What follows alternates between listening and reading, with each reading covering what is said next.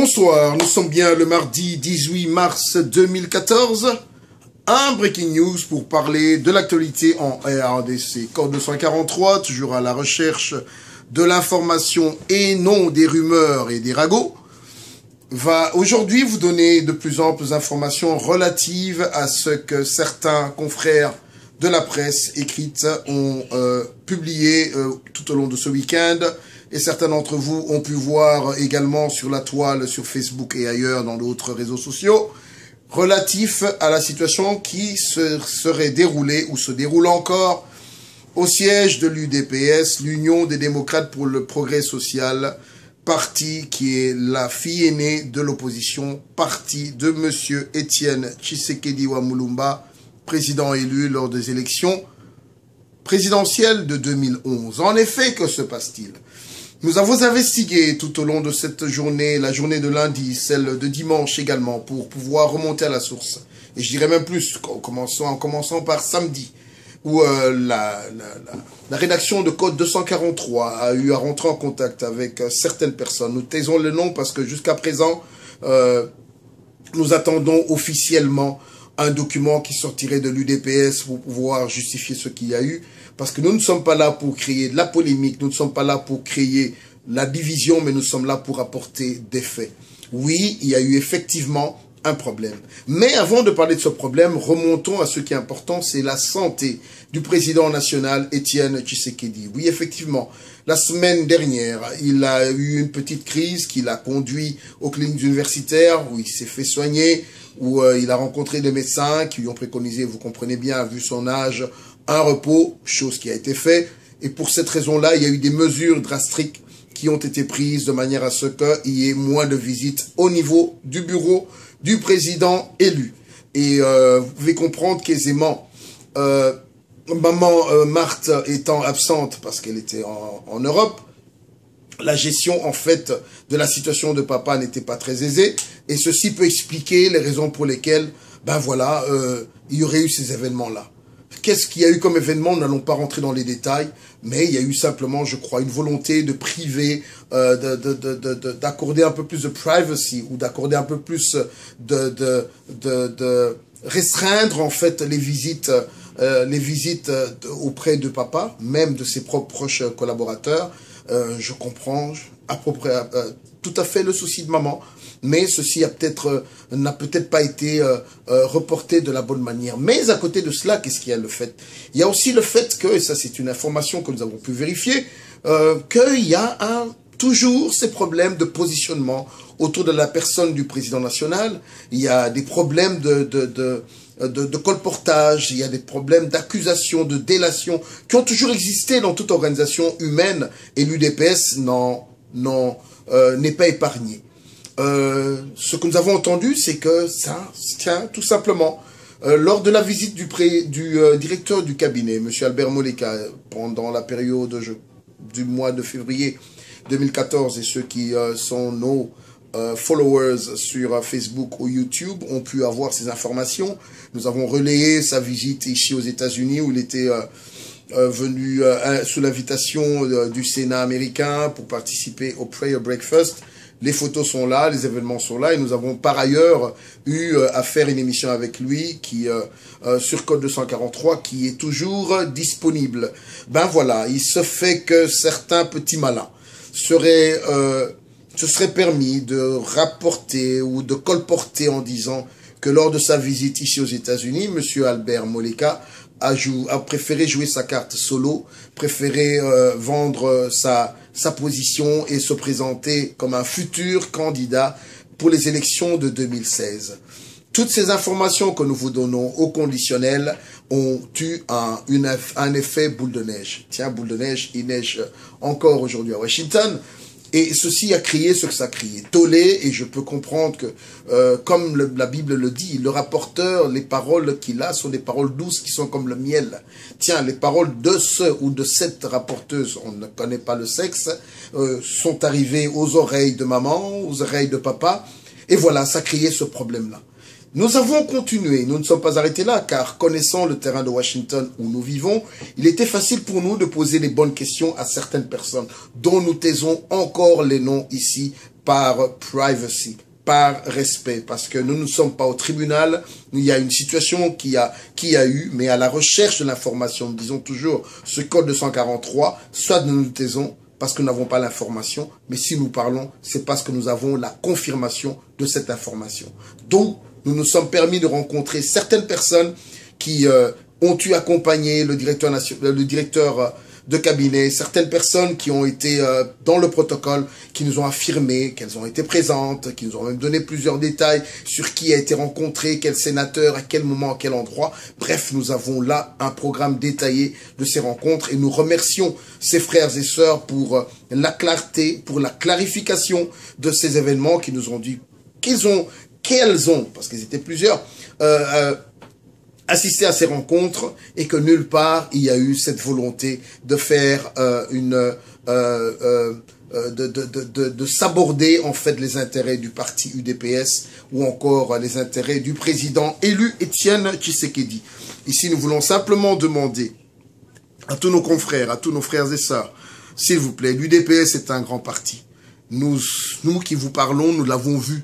À sa naissance, nous avons vu ce que nous avons vu, nous avons vécu, nous avons grandi. Aujourd'hui, la cinquantaine dépassée, nous aimerions que cette fille aînée de l'opposition puisse continuer et puisse enfin un jour vivre en fait la volonté ou l'objectif qu'elle s'est fixé, c'est-à-dire établir un état de droit en RDC. Donc nous demandons aux personnes qui sont aujourd'hui mouillées, les personnes qui aujourd'hui font des colportages dans le but simplement de se positionner, que ce n'est pas ça le travail. Le travail, c'est amener l'impérium. Le travail, c'est améliorer la qualité en fait des relations, améliorer la communication de l'UDPS. Le travail, c'est fixer les objectifs 2016. On fera quoi? Qui sera dedans? Donc c'est cela qui est important. Pas aujourd'hui créer une crise de toute pièce comme celle qu'on a connue dans le temps. Et je peux comprendre maman qui a dû rentrer précipitamment parce que papa avait été amené à l'hôpital. Je comprends dans cet élan, dans cette nervosité qu'il y ait eu ce qu'il y a eu. Et là, je voudrais vraiment, au nom de Code 243, présenter tous mes vœux, tous mes prompts rétablissements au président national Étienne Tshisekedi, saluer maman au passage et également le directeur de cabinet qui est un habitué de nos plateaux et demander à toutes ces voix qui amènent le désordre de se taire. Nous avons besoin d'un parti UDPS uni, un parti qui va amener une grande majorité à comprendre l'intérêt de vivre l'état de droit. Voilà pour ce qui concernait en fait le fameux titre qu'un confrère a eu à mettre dans la presse qu'il appelait les rififi à l'imiter. Voilà l'information que nous avons. Nous attendons d'ici là s'il y a d'autres informations. Nous savons qu'il y a des mises en place qui sont prévues, mais nous attendons officiellement que le document qui sera signé par le président national Étienne Tshisekedi soit divulgué à la presse avant que nous puissions vous donner de plus amples détails. Nous revenons ici aux États-Unis pour rappeler à ceux qui nous suivent que le jeudi 20 mars 2014, il y aura une grande conférence au National Endowment for Democracy. Le NED en français, organise en fait une journée le jeudi 20, à partir de 9h du matin jusqu'à, je crois, 13h, avec plusieurs panélistes, dont notamment Madame Cindy McCain, l'épouse du sénateur candidat malheureux aux élections présidentielles ici aux États-Unis. Il y aura également notre confrère et frère Mvemba Dizolele qui sera là.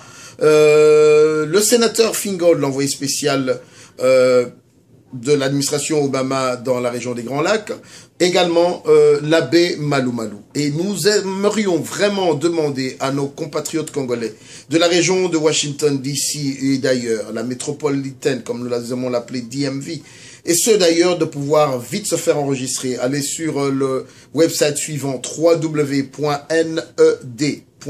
Je répète, www.ned.org.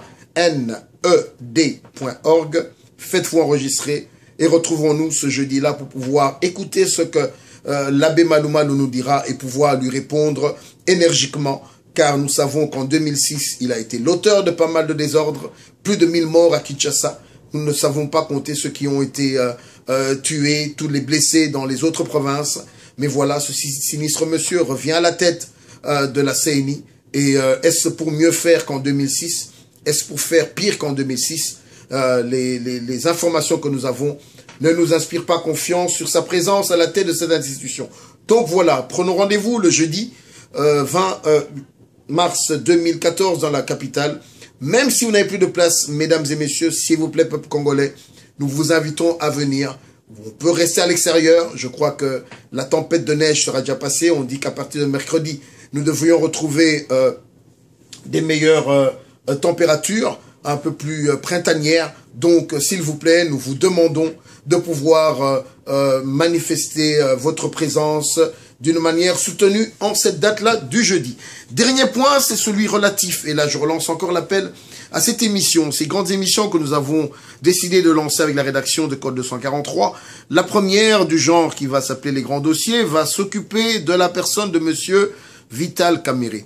Beaucoup de personnes à la diaspora ne comprennent pas notre démarche. Certaines déjà nous accusent de jouer le jeu de Vital Kamerhe. D'autres vont plus loin pour dire, tiens, ils ont collaboré. Écoutez, je vous laisse le loisir de pouvoir dire ce que vous voulez dire à ce moment-ci.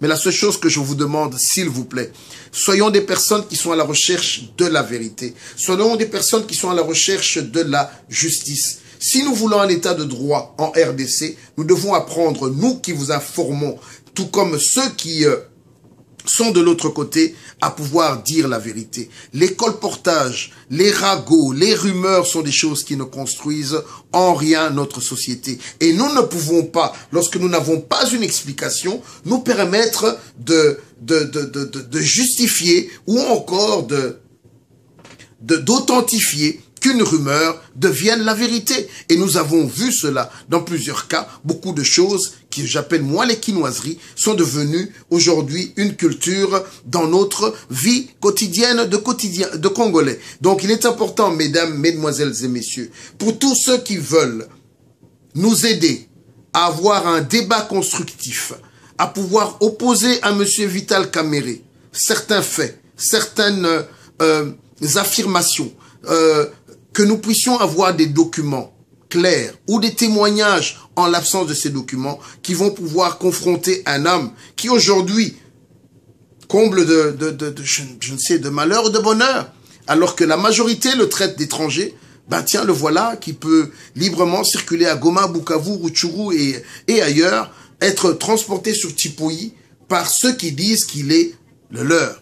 Alors nous voulons une fois pour toutes, avec Code 243, sans être l'office qui octroie la nationalité au peuple congolais, mais être des légalistes, malgré que nous sommes dans un état d'occupation, nous voulons accorder et nous voulons proposer à vous qui êtes nombreux un débat constructif, un débat clair qui vous permettra à la fin des 60 ou 90 minutes, parce que nous verrons, on n'a pas encore tourné notre émission, de pouvoir vous idée une idée claire, vous fixer pour savoir si monsieur Vital Kamerhe est un Congolais à 100%, est-il un Congolais d'adoption, est-il un étranger. Bref, il sera pour nous important que nous puissions éclairer l'opinion et nous voulons faire ce travail sans pression aucune. Nous voulons faire ce travail avec la pensée claire en tant que nationaliste, en tant que patriote, en tant que résistant pour un meilleur Congo. Voilà, rendez-vous vous est pris, vous est donné. Nous vous demandons s'il vous plaît de nous faire parvenir vos informations, vos photos, vos suggestions par email, s'il vous plaît. Ne perdez pas votre temps à faire des commentaires sur Facebook ou YouTube. Nous ne regardons pas cela, mais nous avons un comité qui est là en train de dépouiller les informations à l'adresse email suivante. newscode243@gmail.com. Je répète en un mot, newscode243@gmail.com.